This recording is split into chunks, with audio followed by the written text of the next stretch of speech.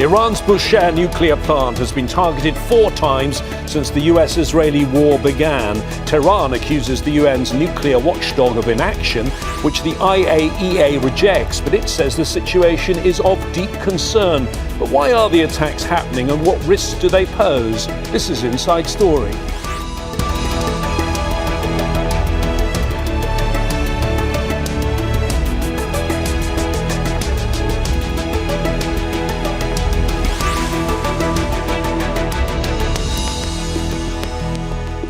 Hello again, I'm James Bays. Iran's Bushehr nuclear power plant has been attacked 4 times in the war, with no explanation or admission by the US or Israel. Russia has pulled out hundreds of staff from the facility it jointly operates with Iran. There's been no radioactive release, but Tehran has accused the international community of an inadequate response to the attacks. The International Atomic Energy Agency has expressed deep concern over the strikes. As much of the Gulf uses desalination plants to provide drinking water, any radioactive leakage into the sea could have catastrophic consequences. That's driven warnings too from the World Health Organization. So why is the Bushehr plant being attacked, and what are the risks to Iran and other countries? We'll talk to our panel of guests when they join us in just a moment. But first, this report from Malakebe Motsepe. Since the start of the war, Iranian officials say Israeli and US strikes have targeted the city of Bushehr at least 4 times. On Saturday, a strike came just 75 meters from the facility. The Bushehr plant is about 750 kilometers south of the capital Tehran and is Iran's only operational active civilian nuclear plant. It is equipped with a reactor that contributes up to 2% of Iran's generated power. Moscow helped build the plant, which is operated jointly with Russian technicians. Last week, its state atomic agency Rosatom had warned of the increasing danger the conflict poses to the facility. The situation in Bushehr is not calming down. We are detecting explosions literally just hundreds of meters, 700 to 900 meters away from the residential settlement. It is clear that the conflict is escalating, and naturally, this is a source of grave concern. Nuclear specialists have also repeatedly warned that a strike on a nuclear plant could lead to a radiation leak, and that could pose an existential crisis for Gulf states. That's because they rely on desalination plants on the Gulf for their fresh water supplies.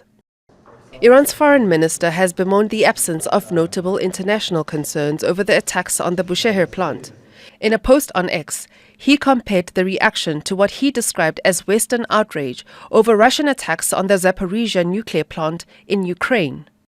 And the head of the International Atomic Energy Agency has again called for maximum restraint to avoid the risk of a nuclear accident. While the World Health Organization chief warned that any incident that could cause devastating health impacts would affect generations to come. In a social media post on Sunday, US President vowed to unleash hell on Iran and declared Tuesday Power Plant and Bridge Day, a threat widely understood as a promise to attack the country's critical facilities. Malakebe Motsepe, Al Jazeera, for Inside Story. It's a complex and concerning subject. To make sense of it, we'll join our guests who are here for today's Inside Story. From Vienna, Tariq Rauf, he's the former head of verification and security policy at the International Atomic Energy Agency. In Tehran, Aslani, a senior research fellow at the Center for Middle East Strategic Studies.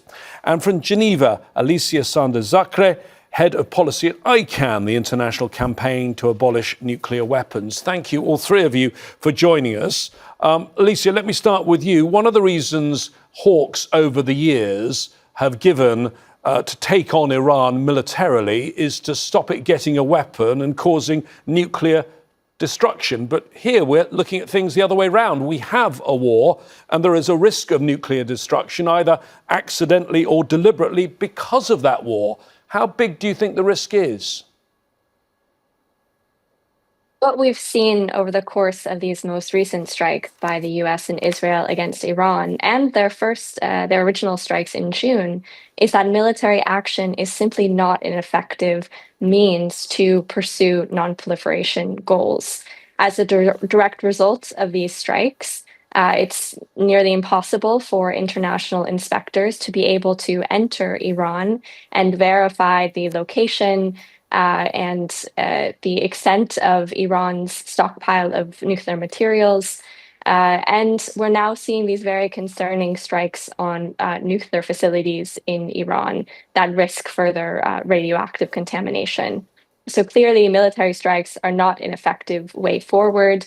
Instead, really, all parties need to, in some way, get back to the negotiating table to reach an agreement towards nuclear nonproliferation in the region. Abbas, let me ask you to just give us some details on one of the places, but I think the place we'll start our focus with, which is this Bushehr nuclear power plant. That's something that actually dates, or the construction of it originally dates before the revolution, the time of the Shah. Tell us about where it is and a little bit of background on it, if you can. James Bushehr nuclear power plant is located in the shores of the Persian Gulf, and the United States and Israel, by targeting the facility, are playing Russian roulette with the environmental security of the entire region. And if the reactor, there is any breach in the reactor, that could contaminate the waters of the neighboring states. And as we speak, despite the attacks and strikes, the reactor core, as well as the primary safety systems, are yet completely secure. But if the intent is to cause mass casualty, damage, I think we will have a nuclear disaster. The power plant, due to the growing domestic consumption of the electricity, is these days considered as an essential part of the Iran's, power network and grid. And that's why, targeting the nuclear facility is not just related to the nuclear sphere, but it can also impact the average citizens in terms of the electricity consumption and their daily needs, given that there were power outages last summer in the country. So that is also part of the energy infrastructure in the country as a whole, which in addition to the nuclear consequences can also have repercussions for the Iranian average citizens and population. Tariq, you are a former senior official of the IAEA, that's the part of the UN that deals with this. Tell us, how fragile is a plant like Bushehr, particularly as it's quite old? Well, nuclear power plants like Bushehr, their containment structure is designed to withstand a direct impact from an aircraft, but that's the design. We don't know what might happen in reality. But more vulnerable is the external power supply and the cooling water to the reactor. If the external power supply is damaged or cut off, the reactor would need to be shut down. And there could be the possibility of a core meltdown in the worst case. The same thing would happen if the electricity means that the pumps are no longer providing cooling water to the reactor. Then in the worst case, we could have a meltdown like at Chernobyl or at Fukushima. Now, as my colleagues have mentioned already in this program, the Persian Gulf is a restricted body of water. It's about 1,000 kilometers long, about 300 kilometers wide. Average depth is about 35 meters. But it takes 3 to 5 years for the water of the Gulf to flush out and be exchanged with the water from the Indian Ocean. So if the Gulf water were to be contaminated, this contamination would last for years. And as has already been pointed out, the desalination plants would no longer work, the fish supplies would no longer be available, and a large area, potentially hundreds of kilometers, could be rendered uninhabitable for several years. Well, I'd like to look, sadly, at more of those ideas of what the worst case scenario could be in a moment, Tariq. But back to you, Alicia. This has now been hit, according to the Iranian authorities and to the IAEA, the international agency, 4 times. I mean, I know you are not Prime Minister Netanyahu, you're not President Trump, but can you see any military reason to keep hitting the plant, or at least the area around the plant? Absolutely not. And that's why the laws of war, the Geneva Conventions, explicitly prohibit targeting nuclear power plants. It's in Geneva Convention Additional Protocol Article 56. And it's even a part of customary international law that it is banned to target nuclear power plants. And that's because of the very serious risk of radioactive contamination that exists when a nuclear power plant is attacked.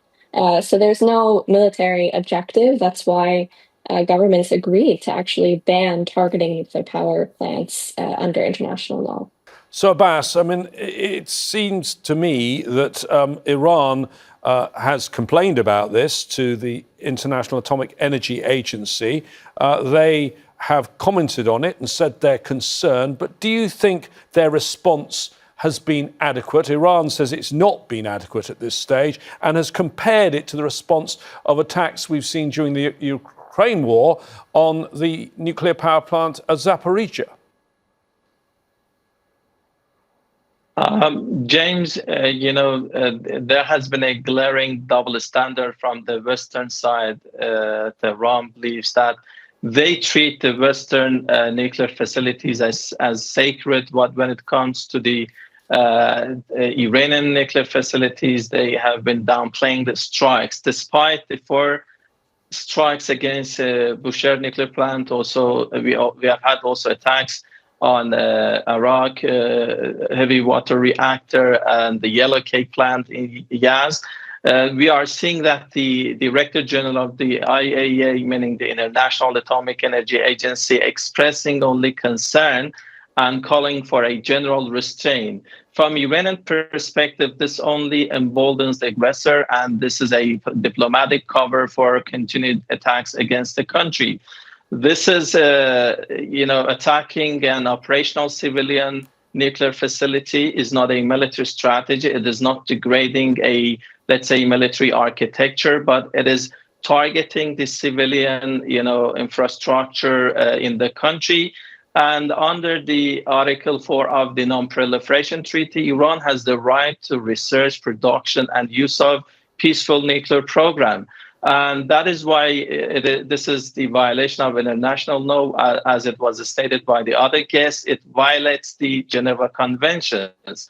So that's yet question that despite, lots of attacks against Iranian nuclear facilities, the Director General of the IAEA has sufficed to just, express concern and has avoided to condemn those attacks. We remember that there were, in terms of the Zaporizhzhia nuclear facility in Ukraine, we remember the international panic then, and the United Nations Security Council mobilized to address the issue immediately. But as we are seeing the attacks against the Iranian nuclear facility, we are witnessing a kind of international amnesia. Okay. And this is something which has been criticized let me for bring in several times Tariq by on Iran. this, because he used to work for the IAEA. He doesn't represent them now. But do you think it's fair criticism of the IAEA? It's not said enough. The criticism there that you had from Abbas, that the Director General, Rafael Grossi, a man who actually happens to be one of the candidates to be the next UN Secretary General, is not being tough enough in his condemnation of what's happened. Well, I would start with the governing structure of the IAEA, that is the Board of Governors, which consists of 35 member states, of which 20 plus are Western or Western dominated. They held 2 emergency meetings on attacks on nuclear facilities in Iran last year after the June attacks. But they insisted that there should be no condemnation, no resolution condemning the attacks against Iran. And thus far, the IAEA Board of Governors has remained completely inactive. And they have not instructed the Director General or the Secretariat either to take any initiative in sending IAEA monitors to Bushehr, like the IAEA sent to the Zaporizhzhia and the Chernobyl nuclear power plants in 2022, and they are still there. So IAEA Director General, in one of his most recent comments, again warned about attacks on nuclear facilities and in particular raised concern about the power supply to Bushehr. He also reiterated the 7 essential fundamentals for nuclear security that not only include a backup electrical supply, cooling water, but also no harassment of the operators at the nuclear power plant. So obviously the Iranian operators as well as the Russian operators at this power plant are also under psychological stress, which again creates another dangerous situation. So on the whole, the international community is being completely irresponsible. The Security Council also has not raised this issue. And I might add, there is Security Council Resolution 487 from 1991 against attacks on nuclear facilities and numerous IAEA resolutions. Next week, there will be the meeting of the Convention on Nuclear Safety. This governs nuclear safety practices at nuclear installations. And I doubt very much that the Western countries would allow the safety of the Bushehr plant to be raised. So I'm glad that Al Jazeera is raising this issue and trying to bring the public's awareness and the awareness of leaders that this is highly irresponsible to target deliberately or even accidentally. So we should stop the war, particularly in the area of the Bushehr conflict, because sooner or later, an errant missile or an errant drone or an errant aircraft would either crash into the territory of the reactor or its power supply. And we shouldn't forget that there are 4 reactors on the other side of the Gulf at the Baraka nuclear power plant in the UAE. So in all, we have hundreds of tons of nuclear material in the cores of these 5 reactors. Okay, if I could stop you there, Tariq, for a moment and ask Alicia to pick up that point then. What is the worst case scenario? What could the human toll be here? Well, the reason that attacking nuclear power plants is banned under international law is because of the potentially catastrophic consequences for human health and the environment of the release of ionizing radiation. Ionizing radiation is really uniquely horrific as a weapon of warfare. It is unpredictable in that it can be carried by wind patterns to really around the world, wherever the wind may go when this radioactive contamination has been released into the environment. It is non-discriminate. It will impact civilians and fighters alike. It does not discriminate on that basis. It disproportionately harms women and girls, particularly children. Ionizing radiation has a disproportionately harmful effect, and it will last for generations. I mean, looking at the half-lives of the radioactive isotopes that were released in the Chernobyl incident, for example, you have cesium with a half-life of 30 years, or strontium-90 isotopes that were released and had devastating impacts on people and the environment. So it's really impossible to predict exactly what would happen. Okay, but we know let me bring in Tariq again, because I want you 2 experts just to paint this scenario very clearly. It's very, very grim. But we do have the experience of Fukushima back in 2011, Tariq, and Chernobyl in 1986. Tell us, in the worst case scenario, what these radioactive elements that Alicia has just mentioned, what they could do to a human body. Well, radioactive elements like cesium and strontium, they are long-lived, they have long half-lives. The first part that would be affected in the human body from radiation would be the thyroid. And therefore, the emergency measures around most nuclear power plants are to keep iodine tablets for people to take. So the iodine would saturate the thyroid and prevent exposure. But given the type of exposure, there could be blisters and people could die very soon from blistering, loss of consciousness, loss of blood. This is what happened, unfortunately, to the firemen who were trying to extinguish the fire at the reactor in Chernobyl. And as Alicia mentioned, penetrating radiation really destroys the tissues and leads to cancers. Cancers destroy cells, leading to death of the person. Abbas, how concerned are people in Iran about other nuclear-related facilities in the country being targeted? We know there's that highly enriched uranium, which is in Iran, which was attacked last June. There are other nuclear facilities where you are. There's a research reactor in Tehran. Bushehr, that we're mentioning, is actually closer to me in Doha than it is to you in Tehran. But how much concern is there of the Iranian people about other attacks? Because there are other nuclear facilities.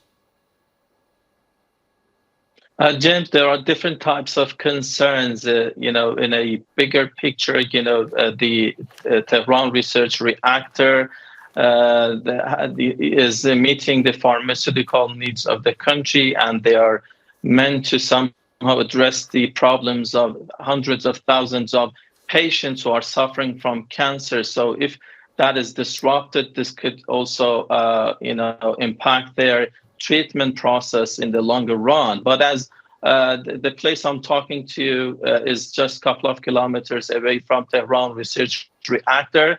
A few times there have been some instructions that in case an incident happens, what the people around the facility need to do, or they have been trying to reassure the public here in the surrounding that they have taken care of the situation, making sure that there will be no leakage.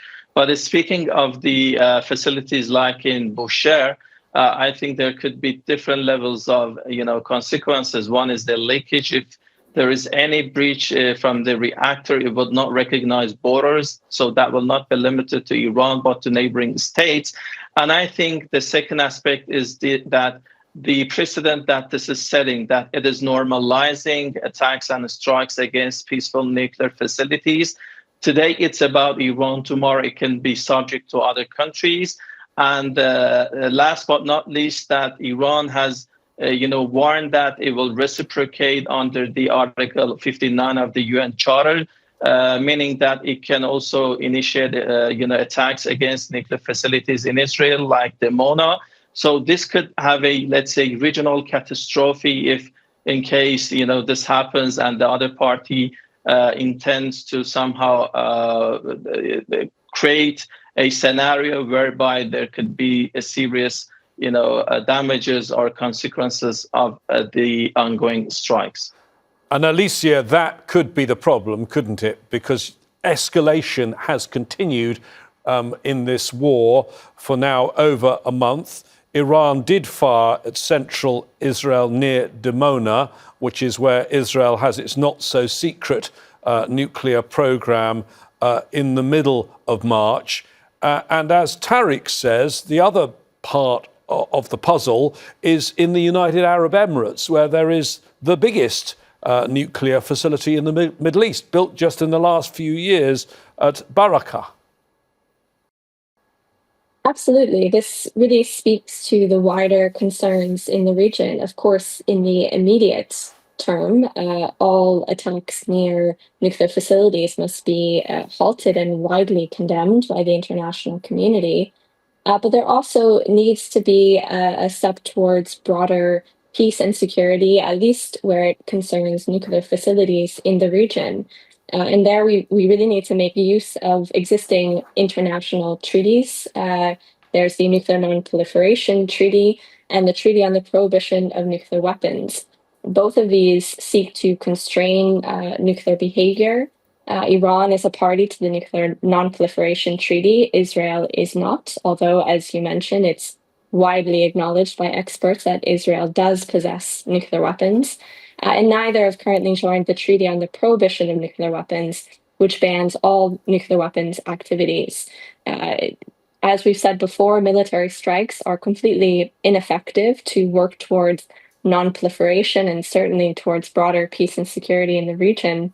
And it's really essential that all countries in the region and internationally join these international treaties and work towards total nuclear disarmament. So, Tariq, given the risks that are there and that you have laid out and Alicia's laid out in terms of what this could do, what do you make of this constant escalation and also the language we're hearing, including from the President of the United States saying he's going to bomb or could bomb Iran back to the Stone Age?